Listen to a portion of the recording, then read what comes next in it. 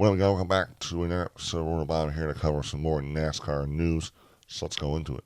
First thing, Jeff Gordon, who's the chairman of Hendrick Motorsports now, was on the SiriusXM NASCAR radio show and gave his thoughts on the disqualification of Alex Bowman due to his car being too light for NASCAR standards. The quotes are from Matt Weaver's SportsNut.com article. Quite honestly, it's just one of those things where NASCAR has a minimum pre-race and minimum post-race weights in our teams in order to just make the best performing race car every week for our drivers. We know that we've got to stay as close to those minimums as possible. Gordon continued. In this case, the 48 car, they just cut it too close and missed it. So that's on us, and pretty embarrassed by it. Very disappointing after what was looking like a historic day and one of the most exciting days that we've had at a racetrack, and it being a home race and everything, and celebrating victory, and all four, and that all got wiped away. So from those quotes from Jeff Gordon, it was a very embarrassing and disappointing day. They looking like all four cars would be moving on. They took up half the round of 8, turned into only 3 cars moving on. Alex Bowman is DQ'd for being too light. He did bring up how there is a pre-race weight and a post-race minimum weight, and the team was trying to push the issue like every other team does to use up all 17 pounds worth of lenience NASCAR gives for that weight, and they just went over it, pushed the issue. Now a lot of people were speculating. The car did get airborne. Alex Bowman's car got airborne early in stage 1, and there was some debris, so the team was wondering, did any of that debris cause the car to be any lighter? The car was taken back to the NASCAR R&D Center, and NASCAR examined it to see if that was a factor in why the car was lighter, and NASCAR did not find anything, according to what Jeff Gordon said on SiriusXM. So really, it's just one of those situations where a team was just trying to push the issue like every other team, and they just stepped over the boundaries a little too much. And now, Alex Bowman is out, Joey Logano is in, and Hendrick Motorsports only has 3 cars, not 4 cars. Kyle Larson, Chase Elliott, and William Byron, they're going to be just fine. But definitely something that's to sting Hendrick Motorsports, knowing the fact that they really had all 4 cars in, and the reason that one car was DQ was because they were too light. Just like all sports, sometimes you push the issue, and sometimes it bites you. And it bit Hendrick Motorsports. Some really cool news. Bubba Pollard will be driving the number 26 for Sam Hunt Racing at Martinsville in a couple of weeks. Bubba Pollard is 37 years old. He has over 100 late model wins, 15 different championship trophies from different late model series. A lot of people consider Bubba one of the best late model drivers ever. He did make his first Xfinity Series debut this past spring in Richmond, finishing 6th for Junior Motorsport. So he has shown some potential in that Xfinity Series car. I didn't really know much about Bubba until this year. I don't really watch much late model racing. One of the reasons because the subscriptions to watch the races cost a ton. And a lot of times when the races are going on, the NASCAR season is going on. So I don't want to spend much money and then not, watch the races. But he's very, very good. Sam Hunt Racing, which is a Toyota team, has a lot of support from Toyota. Sam Hunt has really worked his way up to make that team very competitive. And with a track like Martinsville, a place that Bubba has raced at in the late model series that he's raced in, I think he'll have a very good chance at winning that race or at least having a top 5, top 10 finish. Really cool for a guy who's just been in the lower ranks for a long, long time, been super, super successful, to now get an opportunity like this to be super, super competitive and showcase his skill in front of a bigger audience is really awesome. Next thing, according to the San Diego Union Tribune, NASCAR is very intrigued in having a street race in San Diego with the San Diego backdrop. This is not a big surprise. NASCAR's really been into the street courses. They've really been wanting to go somewhere else with the street course idea. I mean, Chicago has been a big success the past 2 years. The 3rd year coming up this year will probably be the last, and they'll probably move on. There's been a lot of rumors about where they're going. San Diego, there was Cincinnati, and then there was Pittsburgh. The past 3 years, NASCAR has had the Clash in California at the LA Coliseum.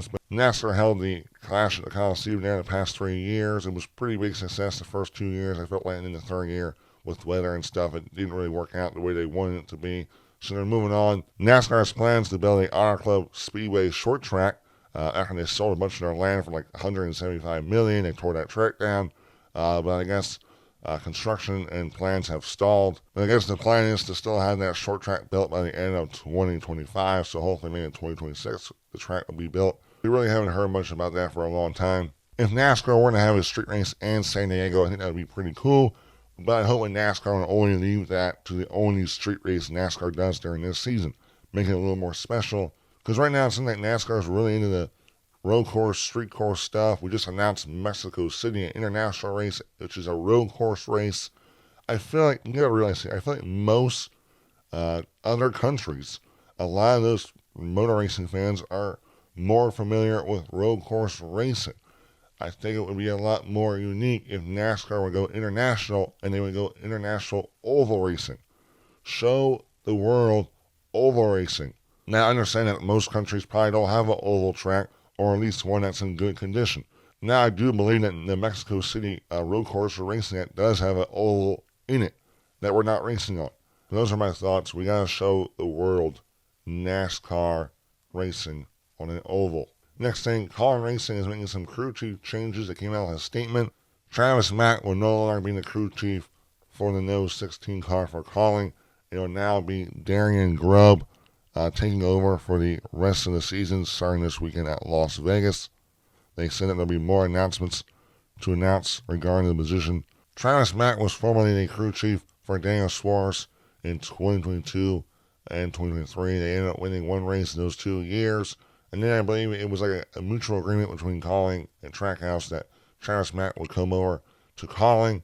I believe he had some competition role and a crew chief role. The number 16 this year was a part-time driver car, no full-time driver. They had Ty Dillon, AJ Allmendinger, SVG have been some of the drivers that have been in the car this year. So really, I assume maybe this is just a Colin decision that they felt like Travis Mack wasn't really doing a good job. I think it'd be hard for any crew chief to try to be competitive when they have a driver that isn't in the car all the time, or at least not the entire season, to continue to build and improve. So I feel like it's not a fair way to judge Travis Mack's success, but we don't know the inner linings of Colin Racing, what was going on behind the scenes. But Colin made a decision that Travis Mack is no longer going to be a part of the team. He was released. And now Darian Grubb, who is currently the director of performance at Trackhouse, will be the crew chief for Colin. So it seems like Trackhouse's and Colin Racing's alliance is pretty tight because they're having other people that are hired by each other to help each other. Darian Grubb is a very successful crew chief in NASCAR. He worked at Motersports for multiple years in the engineering department. He was the crew chief for William Byron in 2018. He won that championship with Tony Stewart in 2011. That's his crew chief. He was with Carl Edwards for a year. He was with Denny Hamlin for multiple years during the middle part of Denny Hamlin's career, and he's won a lot of races with those drivers. So this is definitely a guy you want to have on top of your pit box calling your shots. I believe he was the crew chief with SVG when he won the Chicago street race, so he's already got a win with Trackhouse, I guess, already, SVG. So that's pretty cool. He'll be working at SVG for at least, I think, the rest of the season, maybe besides one race. I know SVG is running most of the rest of the races there. I can't remember on the top of my head. So I guess good decision by Colin there to work with their lines with Trackhouse to bring in Darian Grubb for the last 4 races. I assume with Darian's role at Trackhouse that I don't expect Darian to be the crew chief next year full-time for anyone, but who knows. Last thing, Jogas Racing announces that Tayler Gray will drive the No. 54 GR Super Toyota next year full-time for the NASCAR Xfinity Series for Jogas Racing. Tayler Gray is a very young, up-and-coming talent. He's been in the NASCAR ranks for a pretty long time. He's only 19 years old. He's raced in the Craftsman Truck Series the past couple years for Tricon Garage. It used to be David Gillen Racing, or DGR Racing, before they rebranded to Tricon Garage. Tayler Gray's stats in the Craftsman Truck Series out of 4 years and 53 races. He's got 10 top 5s, 19 top 10s, 0 wins, and an average finish of 15.1. So he's been pretty competitive. I mean, he started racing this series when he was 16 years old, so very young. Now, also this year, he's run 12 races for Jogas Racing. Now, also this year, Tayler Gray has driven for Jogas Racing. Out of 12 races, he has 2 top 5s, 3 top 10s, average finish of 18.1. No wins. Sportsline is a good decision, a solid race car driver. And a cool thing in this is it looks like Ty Gibbs will be the owner of the number 54 Xfinity Series car, the same number that he won the Xfinity Series championship in 2022. Looks like Ty Gibbs is dipping his toe into the ownership stake already in his young career. As we all know, his grandpa, Joe Gibbs, is the owner of Jogas Racing. I believe his mom is also one of the higher-ups there at Jogas Racing, getting involved with the team. So it's a nice little preview to what Ty Gibbs will be doing after his driving career. So right now, the current lineup for Juggins Racing's Xfinity Series program will be Tanner Gray, Brandon Jones, and Bob Pockers expects William Sawalich. And then the fourth car is expected to be multiple drivers. Currently, Chandler Smith's future is uncertain, so that means that Chandler Smith may not have a ride next year at Juggins Racing either. Now, a lot of people were upset that Ryan Truex, looks like right now, will not have a full-time opportunity next year, but a lot of it has to do with money. Just doesn't have the funding, the sponsorship. No one wants to back Ryan Truex for a full-time opportunity. And I think, personally, it stinks for a guy, I think, who is probably more talented than maybe Tanner Gray and Brandon Jones.